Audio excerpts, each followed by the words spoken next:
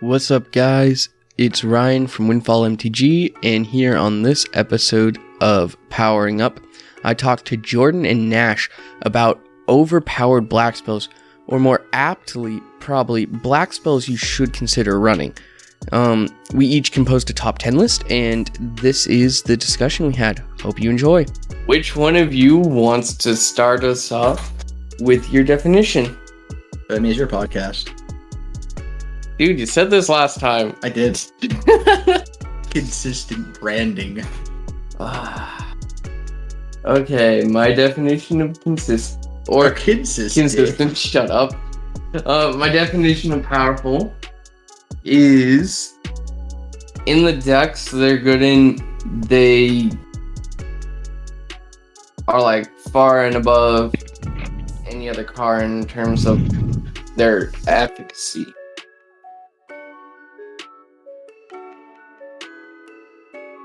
Okay, I'll start next. When it comes to power level, I find that cards that are good on their own or shine the brightest in a specific niche in that color are the best cards. Yeah, I sort of had a similar way of thinking where they are either kind of auto-include cards, if you will, where if you're making a deck that is in this color, you're probably adding it. Or if you're playing a specific archetype, it's one of the cards that is the foundation of the archetype. Yeah, I like that. Yeah. Okay, so who's gonna start us off? I mean, I think we all have tutors on our list. Yeah. Demonic Tutor, Vampiric Tutor, Imperial Seal. For me, it's just Demonic Vampiric. I put Demonic on my list. I'm trying to avoid, like, repeating the... Sorry about the yelling. Close the door, right? Yeah. I have Demonic Imperial Seal on mine personally, and I mean, Demonic is the one I chose for this list, mainly because it's not too expensive also, so everyone, not everyone, but, anyone who has some money to spend on the game can include it. Like anyone has a job? Yeah, basically. It's just an extra copy of any card you need at any given moment. It just says, have any card in your deck, but it costs 2 more. Yeah. That's it. Which is never bad. Yeah. It's the reason why the difference between Demonic Tutor and Diabolic Tutor is such a big deal, that 2 mana difference. It's like, would you rather pay 2 more for something or 4 more? Yeah. But I still think Diabolic is pretty strong, but it's definitely not in the top 10 like Demonic or Vampiric. Yeah. Goddamn. Dude, listening to yourself talk while you're talking is so weird. Yeah, a lot of the reason for that, like, that cost difference is really just about whether or not you want to use that tutor to get a piece, or you need that tutor immediately to then cast it immediately. Like, for example, if I'm trying to cast, let's say, a Wrath of God, 8 mana to cast a Wrath of God is a pretty hard sell, but 6 mana is doable. Yep. Or if you're just trying to get you're falling behind, you're trying to get like your Heuristic Study or something, you're already behind, so paying 5 mana versus 7 mana is such a big difference. Just to get your little bit of draw on line. Yeah, it's really why every mana counts for a tutor. That's why Grim Tutor is at the cusp of being good and bad. I consider it bad personally. It's double black as well. And I feel like people don't account for mana symbols when they talk about like mana cost of cards, but I digress. Okay. Alright, in a similar vein to tutors, you have like Tainted Pact, Dark Consultation, Demonic Consultation. Okay, in Doomsday, which are like not tutors in the traditional sense, but they let you set up for. Oh, some of them allow you to tutor, but they also let you set up for big wins, and they let you... Or instantaneous wins, even. Yeah. They're tutors that pack a little more. Yeah, I personally didn't have those on my list. I think they are super strong cards, but not because of themselves, but just because of cards in the meta. Yeah. And I just personally don't enjoy how they play. I like Doomsday, but the other two... I don't enjoy how they play, and so I just didn't want to include them. If I didn't do honorable mentions, my entire list would have been taken up with like 7 tutors and these 3 cards, which wouldn't have been that fun. So yeah. Yeah, I just put Demonic Tutor and like Vampire Tutor, all that into the one spot, because I just feel like they're all so similar to each other. They really shouldn't take more than one. Yeah, I do agree with that. Well, in a similar but different vein, also, I want to talk about Entomb. Any of you guys have that on your list? Yes. I do not. What the fuck? You run Muldrotha where It's you permanent. Yeah, but he literally loops an entombment effect. He does. I do. But I mean, I still think Entomb is borderline better than Demonic Tutor in decks, that it's better. Like, you know, you put a Entomb in a Muldrotha, for instance, as we just said, it's arguably better, if not the same as Demonic Tutor, just 1 mana and instant speed. Yeah. like, don't get me wrong, Entomb is an incredibly powerful card. For me, it's just its one fault is that it folds dies to Grave Hate. Yeah. It's that's literally was the only reason. Card in the deck that's included, but as soon as someone plays a rep, it's all but useless. But the thing about what's so great about Entomb is that it's 1 mana, which means that the opportunity cost of it potentially dying in your hand is incredibly low. Well, and it's instant speed. And it's instant speed, so it's like someone blows up the rip on their end, or on their end step before their turn. Well, you can Entomb now. Yeah. That's a big factor, is that with low mana cost, it's not as risky to run such a risky spell. Yeah. Especially, I even think some of the higher cost versions of Entomb are still worth running. But I believe the only one that exists is Unmarked Grave. What? There's also the permanent based ones. The 2 Oh yeah, the permanent ones. Oh yeah, I forgot about those ones. Yeah. There's Buried Alive. Buried Alive. And there's another one that used to be ran. There's more that don't matter. But yeah, the one that really matters is Entomb. It's just like an all-star. But that effect as a whole is really strong. Okay, so for me, instead of putting Entomb, I put in Reanimate. Oh, I have that lower on my list, yeah. I have that on mine as well. Dude, 1 mana, bring anything back. Because again, we're talking about opportunity cost. It's incredibly cheap. Life is a resource. So, yeah, just 1 mana, put target creature from any graveyard onto the battlefield of your control, and you lose likely to its power and to its CMC. Like, that's anyone's willing to pay for that. Ooh, I'll just steal Nulmog specifically. That's the one Entombed. Yeah, before it gets but yeah, it's just there's so much play patterns around Reanimate, and especially because of the fact that either you can handpick your own graveyard to set up for a Reanimate, or steal someone else's best creature in their graveyard with that Reanimate and get a huge advantage without having to spend much mana at all. Yeah. Also, in the same vein, Animate Dead is a pretty strong card. It's 1 more mana, but it's... You don't lose life. Yeah, if you're running low on life.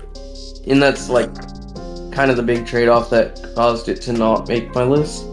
But I completely agree with the Reanimate. Yeah, I definitely agree with Animate Dead too. It's just that it's dependent on which one you're willing to risk. And with certain strategies, Reanimate becomes even better, like putting Reanimating a Villas. Ooh. Cool. Yeah. Actually, speaking of Villas, on my list, I have another common Reanimate target, Razaketh, and to a lesser extent, Villas Grave himself. Titan. And Villas himself. Yeah. But I think the best Reanimate target is Razaketh. Because he's a demonic tutor on a stick. On a very big, terrifying stick. Yeah, especially in like a deck that's just trying to get a lot of tokens, small creatures out to be able to tutor. Like, you're playing Apostles or something. All your Apostles now just become demonic tutor instead of Apostles like 6 for bad. I know. And then the fact that it's an 8/8 flying trampler is terrifying. That's literally killing a person 4 and 5 turns. You guys attack? Yeah, what is this? Casuals? And even if it doesn't, it's just still an 8/8 that can block for days. That's what Most creatures are rarely going to be bigger than 8 power and toughness. Like that's gotta be rare, unless you're trying to go for a huge choppy deck. But besides that, it's like, nope, not happening. It just plink. Yeah. That's what he does. He just picks people off with a flick of his finger. He does indeed. And you know who else does? One of my cards, Gray Merchant. Yes, Whatever the hell it is. Asphodel. Asphodel, yeah, I just did not pronounce it. Yeah, You gotta remember, you gotta enunciate it right as Fodel, not Asphodel. well, Asphodel. but he, in my opinion, even a better win con than Razaketh or Villas even. Yeah, but I still like Exsanguinate over him. We're all entitled to our own choices, even if they're wrong. Hey, I love Gary so much. He's one of my favorites. Again, I started out in Theros, so I grew to love him a lot, especially when I drafted him. Getting 2 or 3 copies in a single draft and watching people cry because he was a common. Getting 2 or 3 in a single game as well. Of Commander. Nah.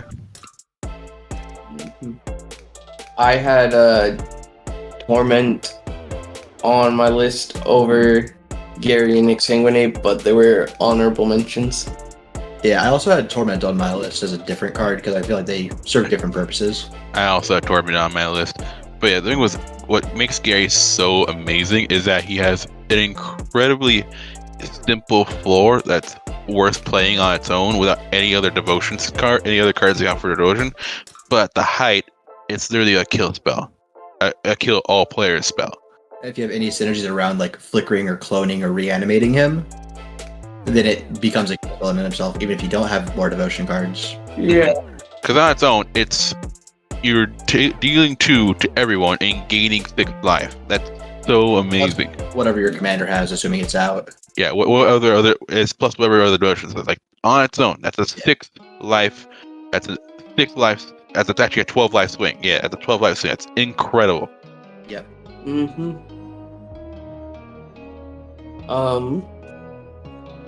On my list, I also had like Ad Nauseam and honorable mentions of Peer into the Abyss and Necropotence.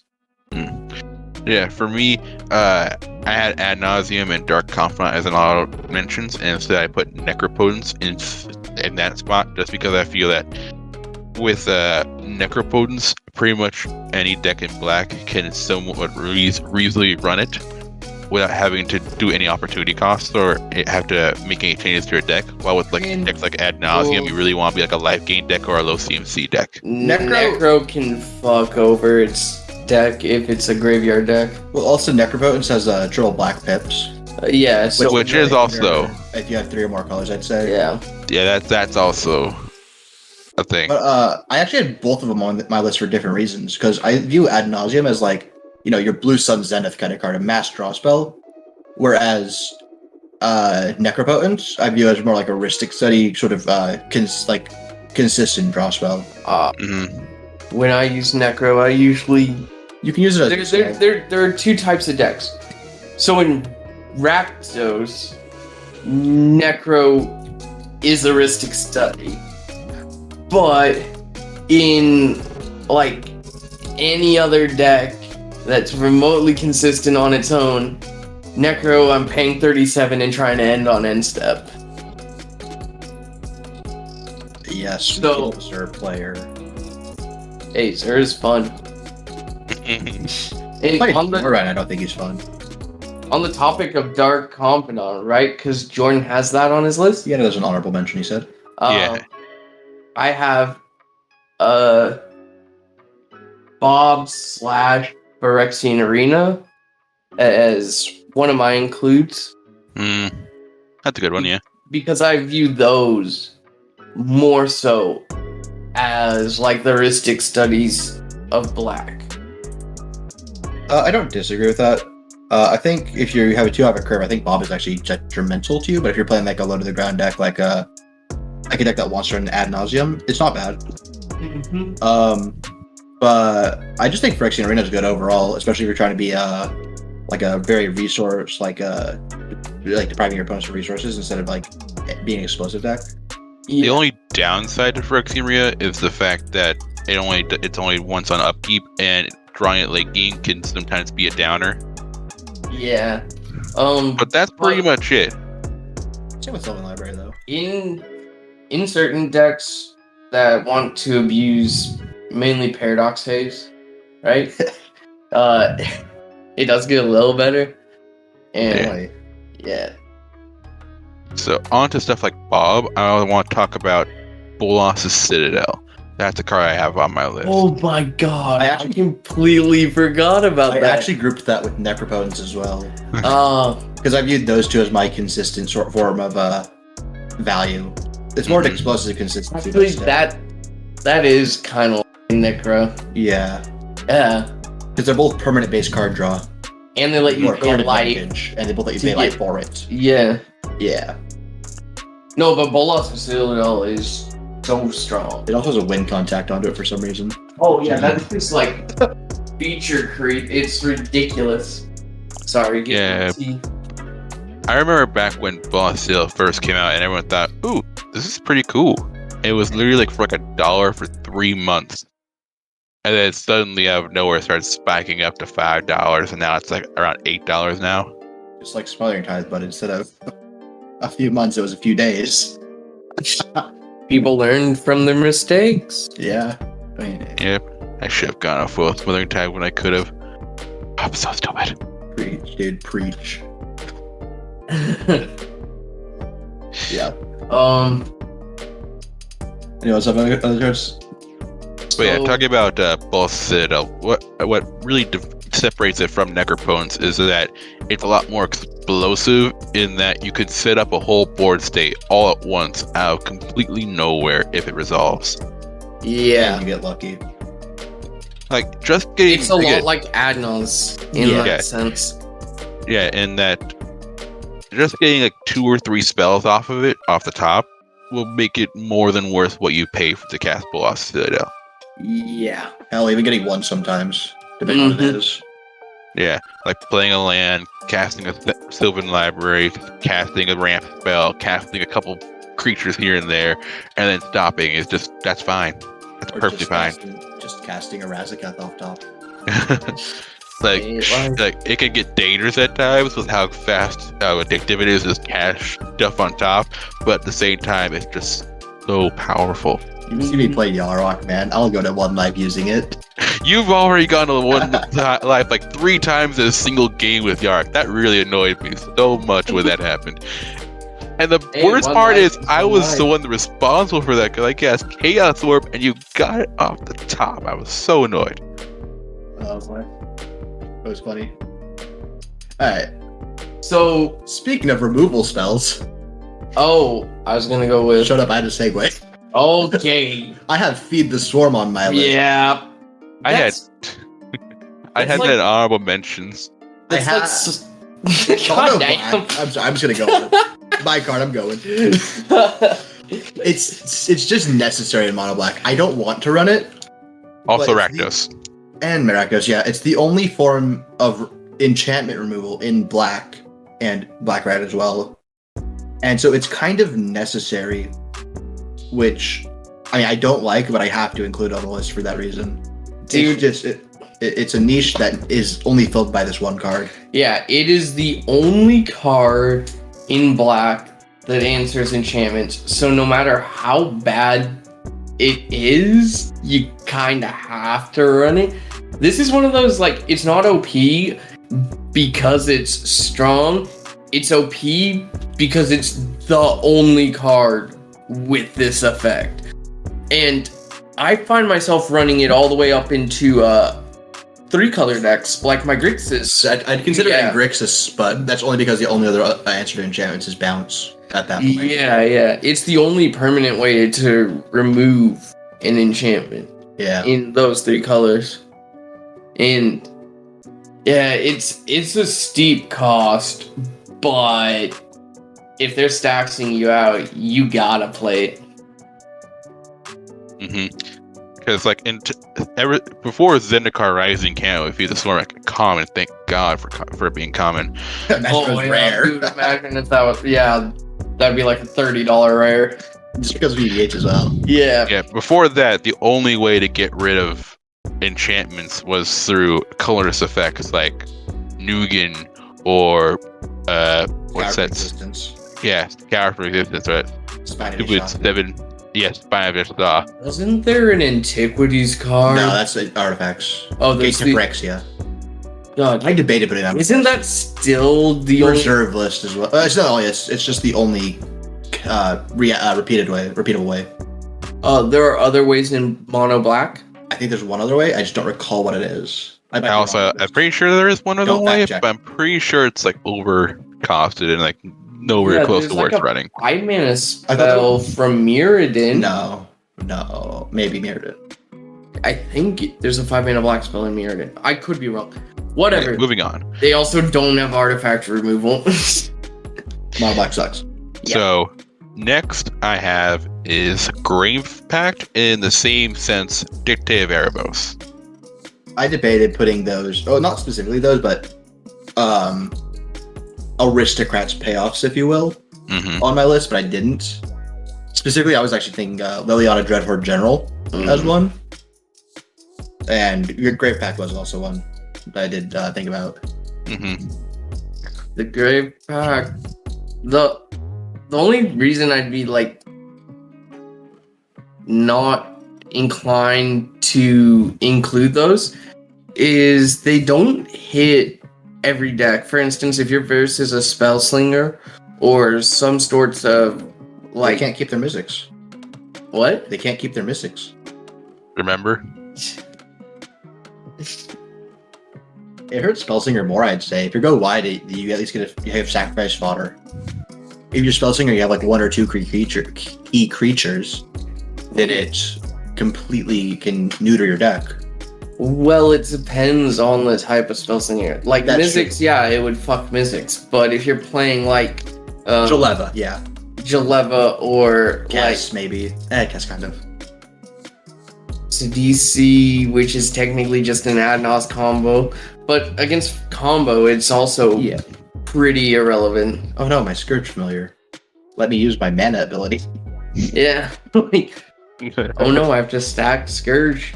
I still make infinite mana? Yeah. Yeah, because it's like, for Grave Pact, its power is very fluctuating based on what the matchup is, and also based on the power level in some ways. But the thing about it is that it's board control that is often pretty much free. And borderline oppressive in some matchups. Yeah, Yeah. some matchups it is Like, disgusting. For when I used to have a Kiri, I literally bring an assault suit just to play against that, because there was literally no other answer to it, and it's the biggest weakness of Voltron decks. Yeah, in my my cedh deck, I have Sigarda in there specifically for that, as well as Cameo. They both do, I believe, the same thing. Yeah. And has the plus side of making it so you can't discard cards either. So Yeah, and it's just I have both in there, I guess, so you get whatever the other one somehow. Mhm. But because of my creature deck, it's so detrimental when that does happen. I feel like if you're in green, I mean, like I know your Karametra as well runs Sigarda. Just all creature decks that they can run it will run Sigarda because of Grave Pact and Dictate. Like that's just how terrifying it is. You'll really want a singular card that protects against it. Yeah. And speaking of Dictate of Erebos, on my list I actually have a card that would enable it, that being Viscera Seer. Yes. And I have an honorable mention of Yawgmoth. Yeah, I have a Xerxir, and Yawgmoth is also an honorable. Yeah, because both are just kind of the enablers of black-based aristocrats. Other than their altars, but those are obviously colorless. Yeah, I didn't include those because I didn't think they bring anything much more. I mean, than just the altars? So the thing with Yawgmoth and Viscera here is both of them, for sacrificing creatures, give you card consistency and card filtering, or card draw. Yeah. And I think that's borderline, depending on your deck, borderline better than the altars. Well, I mean, Altar of Dementia, it basically mills you a shit ton. That's different. Which acts as draw in most black decks. Because most black decks only have a few key reanimate spells, I'd say. Unless you're like playing Muldrotha or Carador. Or like something akin to that. Whereas like, for instance, my Shirei deck, I don't even run Altar of Dementia. So like my cedh that's not even a graveyard deck is running 5 or 6 card reanimate package. I mean, like, I have Reanimate, Animate Dead, and Dance with the Dead. I don't run that. Necromancy. But yeah, what makes Viscera Seer and Yawgmoth so good is that it fulfills what Aristocrat's deck wants, which is sack creatures, and then adds a little extra value to it, which is very uncommon nowadays with most sack outlets. Most of them are either too expensive, one-offs. +2. Would you include the 3 mana that scries? That's just an overcosted Viscera Share at that point. Well, it also has Unearth, so you can play it from your bin. You're talking about the one with Escape. The Goat Eater. Yeah. It doesn't have an activation cost, though? No. Nope. Sack a creature, you scry a card. It enters, it creates a goat, so it has something to sack. I know what you're talking about. Yeah. That is its downside. Yeah. It's just strictly worse Viscera Share if you're just using it for the scry, and it also can't sacrifice itself, as you said. Yeah, but if it gets milled or destroyed, you can recast it. With Escape. So that's that again. Sack outlets are incredibly powerful, and Wizards has been very careful about making creature cards with sack outlets. Like, they're so strong that they're literally very much keeping an eye on any card that could ever sack. To an extent. To an extent, they're either making it extremely Most of them have overcosted activation costs now, or have activation costs. Like, for example, Razaketh is 8 mana for a free sack outlet. You pay 2 life. And you pay 2 life too. Like, there's 2 opportunity costs. There's 2 costs to it. I was thinking Priest of Forgotten Gods. It requires Priest of Forgotten Gods. Or free other speed. creatures and acid tap, just untap. Yeah. I think that's also borderline on the list, though. The main reason I didn't include those on my list is I thought they were on par with the colorless ones, and I didn't think they brought enough. I'd say Viscera The Yawgmoth provides way more. Viscera Seer specifically because it's 1 mana to play. Yeah, low opportunity it can cost. sacrifice itself Yeah. with no other cost. Just sacrifice a creature, scry 1. There's super low opportunity cost to use it. There's no real cost to putting it into play either. It's just 1 mana. Yeah. And like, nobody's gonna want to go out of their way to destroy a Viscera Seer unless you specifically have a combo based around it. Yeah. Whereas like, altars, those give you mana. People don't like Or they mill. Or they mill. Nobody's gonna determine one. Dude, that's the like best drop one. Unless you're Muldrotha or Carador or something that can use the graveyard very Mono well. white. No one gives a fuck about the bird. The bird OP. Okay. Yeah. Do either of you guys have any more cards? I do. I have Toxic Deluge. I forgot about that. I forgot that existed too. To be fair, I was debating putting Damnation on. I just Toxic Deluge slipped my mind. I probably that is pretty strong. it is. I would argue it's the strongest board wipe. It's Psych Rift is a board wipe. okay. Yeah, it's the strongest board wipe, but a board wipe is only an oh shit button. Yeah, it's. I mean, it's kind of. It's also Now very flexible. Yeah, because out of all the other board wipes, this board wipe is the cheapest, can have the greatest impact, and can be most capitalized upon. For example, you could just cast 3, you lose 1 life to get rid of all the mana dorks. Or, let's say there's an Eldrazi Titan that's indestructible, you have no other way of dealing with it. Okay, I'll just pay 10, it's gone. Or like you're playing, a deck that has like you play your Karametra, right? Let's say. how are you going to destroy a god if it's it's Eldrazi Titans, yeah. right? You're playing a different like Athreos. You want to keep your Athreos alive. You just do -4, kill everything on the board other than Athreos, and maybe like one other creature. Yeah. I get why it's on the list. I just didn't remember. Yeah. So next I have Malakir Rebirth. What is that? I debated putting that on, to be honest. I don't know what this spell is. So it's a 1 black mana or 1 mana black instant for I believe target creature. If target creature would die this turn, instead bring it back to so basically reanimate. And If it comes back as well, so sort of like Undying. Okay. Yeah, so choose target creature, you lose 2 life until end of turn. That creature gains when this creature dies, return it to the battlefield tapped. Would the returned copy still have the effect? No, it's like a new instance of the creature. But it does trigger like enter the battlefield triggers. It triggers death triggers because it does die and come back. And it's only 1 mana, and it's a land. And it's immortal dual face. Okay, it's a land. That's pretty good. Yeah. What makes it so good is again 1 mana. At its floor, you can save 1 creature. No, Actually, it's worse. At its floor, it's a tapped land. At its ceiling, it can save your best creature in a pinch. The ceiling is save your best creature and redo its ETB trigger. Oh yeah, you're right. Yeah. They kill your what's that 7 mana 2/3 that got banned in standard for some fucking reason. What? 2, 3. Opposition? No, opposition. No. Agent of Treachery. Agent of Treachery. They kill your Agent of Treachery, you reanimate it, steal their best card.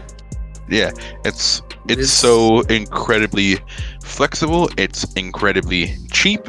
It's the effect instant on speed. It sounds like a worse Undying. It's a technically better, technically worse, yeah. Because Undying, it remembers that it still has Undying. Yeah. So if you remove the counter, you can infinite that. Whereas this, it does have the floor of being a lane, but it doesn't have the explosive ceiling of Undying. And that's the trade-off. It's the trade-off of it has a very nice floor and a very decent ceiling. Yeah, I think it's very commander specific where you'd want to, what decks you want to play it in, because I think I've only ever considered putting it into decks that are very commander dependent, or also have a lot of cards I could use like to. I just do learned ETB shenanigans with. Like for me, in my Bellatrix Witherloon deck, I use my Bellatrix Witherloon, lose 2 life to untap my lands, tap all my lands, kill Bellatrix, have it re-enter, activate the ability again, untap, tap, and then do stupid shit. Yeah, that makes sense in that deck, but Or like my Sheer. I think that's a very, very niche card. This is the first time I'm hearing that the card exists. And then I've been recently wanting to put in other decks because as I start playing it, I've found that it's just been such a powerhouse. Because again, at the floor, it's a land when you need the land in your hand. Like you're looking at your 7 cards, and it's like, okay, I have this spell I need to cast. This spell I really would like to cast, but I only have 2 lands. Oh wait, I have Malakir. I'll keep. Okay, I could see that. In a similar vein to that, actually, did you consider Agadeem's Awakening? I have considered that, yeah. Again, that's like the opposite of Malakir in that it has a good floor and a really great ceiling. Yeah, I mean, I considered that to put on those before Malakir Rebirth was the thing. Mm-hmm. And if I did put one on, I would have considered the other as the honorable mention. So I just wanted to bring that up. Do you have one more card on your list? I do have one more card. That is actually Opposition Agent. Oh shit, I forgot they printed that thing. Yeah, too. and similar to Feed the Swarm, I kind of... It's an auto-include. It's an auto-include. I don't want to include it, but I kind of feel like I have to. Yeah. Because it just hard counters so many decks and so many effects. Yeah, for like my Karametra deck, I can't ramp. You can't play the game. Yeah, it's the way I want to play it. Like, I can't super ramp. I legit was thinking the rules committee would ban that before Hull Breacher. Yeah. I think both of them probably are at the same power level. Hull Breacher is a bit better simply because of the fact that is definitely better simply because of the fact that regardless of what power level you're in, you want to draw cards. But in like casual metas, Opposition Agent kind of just doesn't do anything. It grabs lands. Dude, it grabs lands. All your ramp. But that's not a big deal. Like that's an annoyance at best. In cedh, that pretty much taps half your deck. Well, and dude, if power, you're running big mana shit in casuals, and you're not allowed to use your 3 ramp spells in hand, you're basically being locked out by 1 card. Or versus like you're playing against like just a cedh deck or a Yisan, they physically they just don't get to play. Yeah, but again, that's more just like a niche situation where it's like Hull Breacher. Every deck wants to draw cards. Every deck wants to do that at every power level.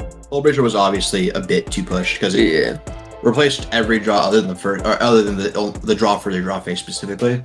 Yeah, that and wording was so stupid. It should have been other than the first drop. But the fact that it was in blue was way too pushed. Like if it was in a color that was away from, because blue is the colors of is normally played in most wheel decks. Like if it was white, it'd be so. Yeah, that's the reason why Blurring Tide is in white, because the opportunity cost feels so color shifted too. A little bit. Yeah, I feel like Hull Breacher was clearly more color shifted. Yeah, because white is because white in and of itself is a way of. We're getting off topic. Yeah, I'm stupid. Yeah, so I have one honorable mention. You have one more honorable mention? Well, you have one more actual card.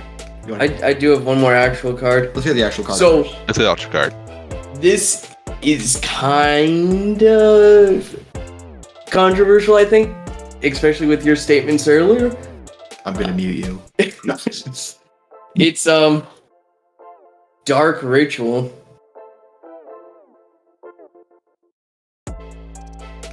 Podcast over.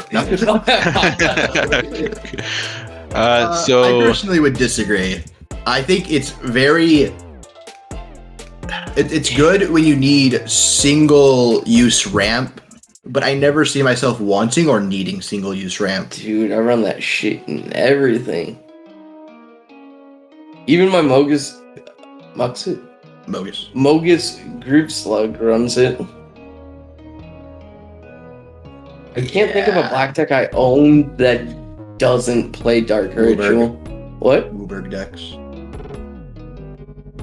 You're stupid. If you put it in a Wooburg deck. Oh yeah, with Dark Ritual, it's really good fast mana, like really strong.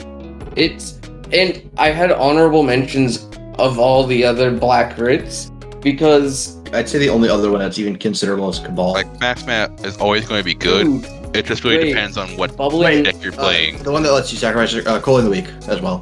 Cold in the Week for 4 mana, yeah, that's really strong. What about the one that doubles all swamps? And there's also the risk of it's fast mana in that later in the game, fast mana doesn't do much. I tend to play a lot more. I personally think that overall, given fast mana does very little to nothing late game. But I would still prefer it to be in the form of a rock. Yeah. Or in the form of mana ramp, like filtering my deck, getting a land out of my deck so I don't draw it later. I don't know, being able to slam like higher mana stuff out of sequence is a pretty strong effect. Not disagreeing, just I don't know. I also noticed that compared to you two, I tend to build a lot more explosive decks. That and like even compared to you, I tend away from permanence more than you. Who doesn't love themselves some enchantments? Dude. Enchantments are so bad. Zedru Enchantress. But yeah, I really like all the black rituals, and they're one of 2, maybe 3, if you count High Tide and Dramatic. They're one of like 3 colors that get the ability to cheat in mana. Yeah, but even in red, when I had like my Italia deck, which is trying to be explosive, get Italia out turn 3, I ran minimal, if any, rituals.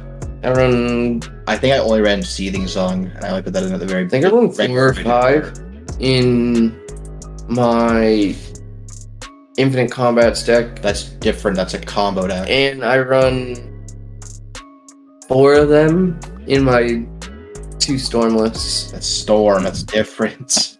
Yeah. Those are the type of decks I play. Like, the only time I ran Dark Ritual was in Yawgmoth. Heck, in Mogus stacks, I run 2. The only deck I run Dark Ritual, I don't even run Cabal in it, is Shirei, because of getting Shirei sooner makes it so that I could get my engine online sooner, but it's still awful because it's Shirei. Mm-hmm. So for me, for my honorable mentions, I actually have 2 of them. One is Sir Conrad the Grim. He's just one of my he's one of my favorite cards, simply because they could have done bleed cards. I forgot all about Blood Artist and all those other things. Sir Conrad is essentially a Blood Artist on crack in the way that you want it to be. Yeah, and that's why it's an honorable. 5 mana is a lot, but he does so much for 5 mana.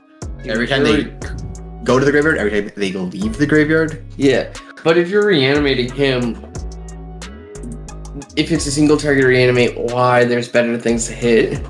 And if it's a mass, well, you're winning on the spot. You probably were winning on the spot even without him. Wrong. We all remember that game from our Wednesday night stream. Mm-hmm. Check out on the YouTube channel. Oh, nice plug. And then my second is Plaguecrafter, as a little favorite of mine. I also did debate putting Plaguecrafter in because the decks it's oppressive in, it is. Holy shit, it's oppressive. Yeah. Because again, it's just a better Fleshback Marauder. It's a better Executioner. It does so much. Because the thing with Fleshback Marauder and Executioner is that they stop doing stuff when there are no more creatures around. Plaguecrafter doesn't care if you have creatures. It wants you to have nothing. Yeah. Takes cards from your hand as well. Takes your Planeswalkers as well.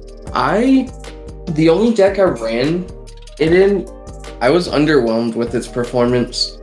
It was a Marin like recur list. Marin's outdated now, it feels like. He's too slow now. Like Marin's a great deck. As just for a deck with a card like that, it just feels it's probably a bit too slow for that. Completely, I feel like. Yeah. Like Marin's strong, but I just feel like Marin's more of a 99 card nowadays, which is really sad to think about. Yeah. I wouldn't even put it in the 99.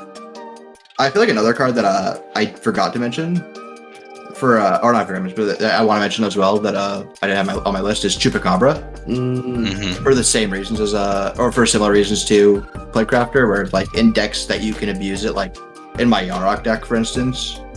I'm pretty sure it's the only creature that kills another creature for 4 mana with no downside. Restrictions or downside. Yeah. Like, you get to pick the target too, which is the big thing, Yeah. Mm-hmm. And then because with Noxus Gearhulk, that's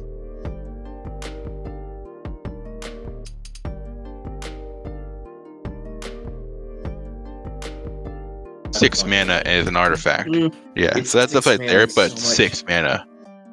Like 6 mana for a kill spell is a lot, but 4 mana for an ETB kill spell, that's just as good. Forgot to mention another card. It's better. Some older cards that kind of don't make the cut anymore. I was debating putting in Leyline of the Void. Yeah. It's just gotten too slow. And there is a card that has taken over its place, in my opinion, that being Dothy Voidwalker. Yeah, Dothy Voidwalker. Isn't there a 1 mana Planner Void? Planner Void also. But that hits your own. So if you are a reanimate deck or graveyard deck, it's worse. Most black decks should be splash and reanimate. Unless you're like specifically 3 or 4 color. And then you still haven't reanimated the card, but I don't think you like reanimate sub-theme.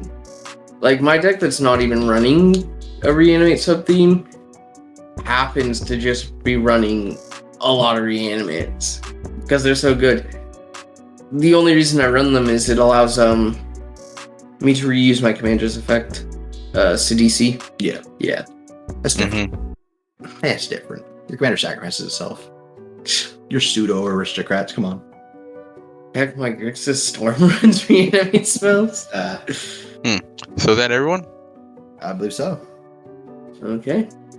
Now that you heard our opinions about the powerful black spells, what's your opinion? What black spells do you think are strong? Did we miss any? Let us know in the comments, and please subscribe, like, share, all that good jazz. And if you liked our content and want to find more and you're not on YouTube, we do have a YouTube channel where we show off gameplay and other Commander related topics. So you can check us out there. It's also under Windfall MTG. But until the next one, I'm Ryan, and thank you for watching.